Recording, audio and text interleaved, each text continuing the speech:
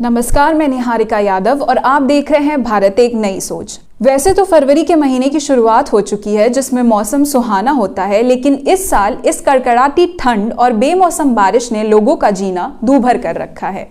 एक और इस सर्द मौसम में जहां लगातार पारा गिरता ही जा रहा है, कुछ ऐसा ही हाल दुनिया भर के शेयर बाजारों का भी हो रखा है, जहां शेयर बाजारों की गिरावट लगातार ही जारी है।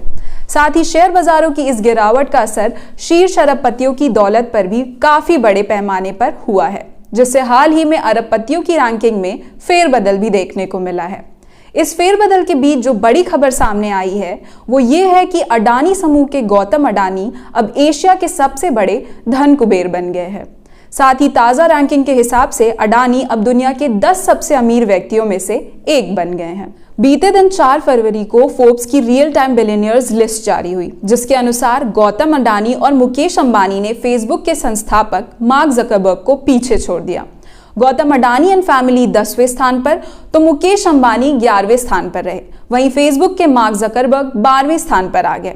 अभी तक आम लोगों की धारणा यह थी कि भारत के सबसे अमीर व्यक्ति मुकेश अंबानी है, लेकिन नवंबर 2021 में ही गौतम अडानी ने मुकेश अंबानी को सबसे अमीर भारतीयों की लिस्ट में पीछे छोड़ दिया था।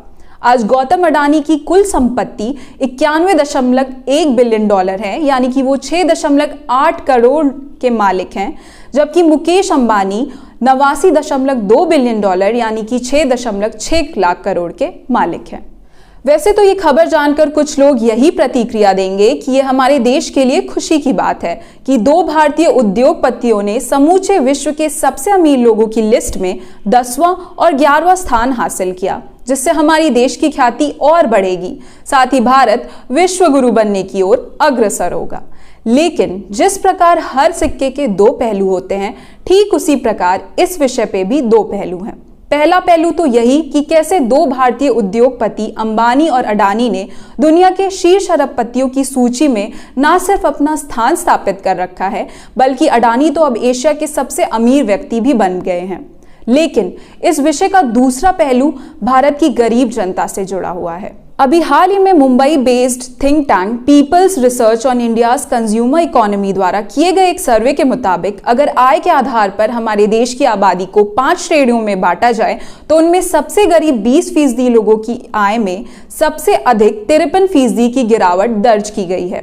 वहीं दूसरी श्रेणी में निम्न मध्यम वर्ग के लोगों की घरेलू आय 32% घटी है, जबकि मिडिल क्लास के लोगों की घरेलू आय 9% घटी है। आर्थिक उदारीकरण के बाद पहली बार ऐसा देखने को मिला है कि देश के सबसे गरीब 20% भारतीय परिवारों की वार्षिक आय में बीते 5 सालों में 53% की गिरावट आई है। यह आय 1995 के बाद से लगातार बढ़ रही थी, लेकिन वर्ष 2020-21 में गरीब लोगों की आय 2015-16 की तुलना में 53% कम हो गई है। वहीं दूसरी ओर इंडियन एक्सप्रेस की रिपोर्ट के मुताबिक इस समान अवधि में देश के सबसे अमीर 20% लोगों की वार्षिक आय में 39% का इजाफा हुआ है। भारत में आर्थिक असमानता चिंताजनक तरीके से बढ़ती जा रही है। ऑक्सफैम की इनइक्वालिटी किल्स नाम की एक रिपोर्ट में बताया गया कि साल 2021 में भारत के 84% परिवारों की आय घटी है, पर इसी अवधि में देश में अरबपतियों की संख्या 102 से बढ़ के 142 हो गई है। साथ ही इन 142 अरबपतियों के पास देश की 40% आबादी से ज्यादा संपत्ति है। देश में अरबपतियों की संख्या और दौलत ऐसे समय में बढ़ी है जब महामारी की दूसरी लहर से आम जनता परेशान थी। महामारी के दौरान न सिर्फ लाखों लोगों की मौत हुई, बल्कि इसने बड़ी संख्या में लोगों की आर्थिक स्थिति भी बिगाड़ दी। लोगों की नौकरियां चली गईं और काम धंधे पर भी बुरा असर पड़ा। कोरोना महामारी के सबसे बुरे असर में से एक आर्थिक असमानता का बढ़ना ही है। ऑक्सफैम की रिपोर्ट के अनुसार भारत अब अरबपतियों की संख्या के मामले में टॉप 3 देशों में से एक बन गया है। अब भारत से ज्यादा अरबपति सिर्फ अमेरिका और चाइना में ही है। मतलब साफ है कि हमारे देश में अमीर और अमीर होता जा रहा है और गरीब और गरीब होता जा रहा है। इससे साफ पता चलता है कि भारत में आर्थिक असमानता किस तरह चिंताजनक रफ्तार से बढ़ती जा रही है। ये तो बात रही अमीरी और गरीबी से जुड़े आंकड़ों की। अब बात करते हैं सुर्खियों में आए एशिया के सबसे अमीर उद्योगपति गौतम अडानी की। साल 1962 में अहमदाबाद के जैन परिवार में जन्मे गौतम शांतिलाल अडानी ने अपने स्नातक के द्वितीय वर्ष में कॉलेज को छोड़ दिया और उद्योग जगत में अपना नाम बनाने के लिए निकल पड़े। साल 1985 में गौतम अडानी ने पॉलीमर इंपोर्टिंग के जरिए अपने बिजनेस की शुरुआत की। फिर साल 1988 में उन्होंने अडानी एक्सपोर्ट लिमिटेड की नींव रखी। अडानी के भाग्य तब खुले जब 1995 में गुजरात सरकार ने मुंद्रा सी पोर्ट के ऑपरेशन का जिम्मा अडानी समूह को सौंप दिया। इसके बाद से ही अडानी ने कभी पीछे मुड़कर नहीं देखा। दिन दुना रात चौगुना तरक्की करते हुए एक एक करके भारत के लगभग सभी सी पोर्ट पर अडानी समूह का ही अधिग्रहण हो गया है, या ऐसा कहें कि सरकार ने सभी सी पोर्ट्स का जिम्मा इनकी झोली में डाल दिया है। विपक्ष बार बार यह आरोप लगाता है कि मोदी सरकार ने अडानी को गलत तरीके से एयरपोर्ट, सी पोर्ट, सौर ऊर्जा प्लांट, कोयले की खदानें, पावर प्लांट आदि सरकारी संपत्तियां तोहफे में दे दी हैं। वैसे आरोप प्रत्यारोप के दौर के बीच एक सच ये भी है कि मोदी सरकार के कार्यकाल के दौरान अडानी समूह की संपत्ति में असाधारण रूप से बढ़ोतरी हुई है। मोदी सरकार बनने से पहले यानी 2014 से पहले फोर्ब्स के आंकड़ों के हिसाब से अडानी की कुल संपत्ति $2.65 बिलियन थी, जो कि मोदी सरकार बनने के बाद 2014 के अंत में आते आते लगभग 2.5 गुना बढ़कर $7.1 बिलियन हो गई।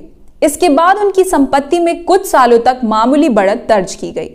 फिर साल 2018 में $11.9 बिलियन तक ही इनकी संपत्ति पहुंच पाई। लेकिन 2019 के बाद से अडानी ने मानो बुलेट ट्रेन ही पकड़ ली हो। जहां 2019 में इनकी संपत्ति $15.7 बिलियन थी, उसके मुकाबले 2020 में इनकी संपत्ति $25.2 बिलियन हो गई, जो कि 2020 के अंत में $32 बिलियन हो जाती है। इसी 2020 में कोरोना का दौर था। दुनिया भर में लॉकडाउन के चलते काम धंधा ठप पड़ा था। आम जनता के आय के साधन या तो सीमित हो चुके थे या तो खत्म ही हो गए थे। लेकिन इसी महामारी के दौर में भी अडानी की संपत्ति बढ़ती रही। इतना ही नहीं, साल 2021 में इनकी संपत्ति बढ़कर $74 बिलियन हो गई। साथ ही 2021 का अंत आते आते इन्होंने मुकेश अंबानी को भी पीछे छोड़ दिया और भारत के सबसे अमीर व्यक्ति बन गए। आज इनकी संपत्ति $91.1 बिलियन है, यानी कि 2019 में $15.7 बिलियन की इनकी संपत्ति आज लगभग 6 गुना बढ़कर $91.1 बिलियन हो गई है। आम जनता जो अपना पैसा बैंकों में रखती है, उस पे उन्हें 6% ही ब्याज मिल जाए तो बड़ी बात होती है। यहाँ तो अडानी समूह की संपत्ति में 6 गुना का इजाफा हो गया है, वो भी मात्र 2 साल में। अब इस तेजी से बढ़ती संपत्ति पर हम जैसी आम जनता कयास ही लगा सकती है कि क्या अडानी को कोई पारस का पत्थर मिल गया है जिससे वो जिस चीज को छू लें वो सोना बन जा रहा है? क्या ये सच है? या फिर विपक्ष बार बार जो ये आरोप लगाती है कि अडानी समूह की निरंतर बढ़ती हुई संपत्ति के पीछे केंद्र की मोदी सरकार का हाथ है, क्या उसमें ही सच्चाई है? इन सभी विषयों पर क्या है आपकी राय? हमें कमेंट सेक्शन में लिखकर जरूर बताएं। इसी के साथ आज के लिए धन्यवाद। मैं निहारिका यादव और आप देख रहे हैं भारत एक नई सोच। हमारे वीडियो का नोटिफिकेशन पाइए सबसे पहले हमारे ऐप से। हमारे ऐप को प्ले स्टोर से डाउनलोड करने के लिए डिस्क्रिप्शन में दिए गए लिंक पर जाइए और हमारे ऐप को इंस्टॉल करिए, क्योंकि ये बिल्कुल फ्री है।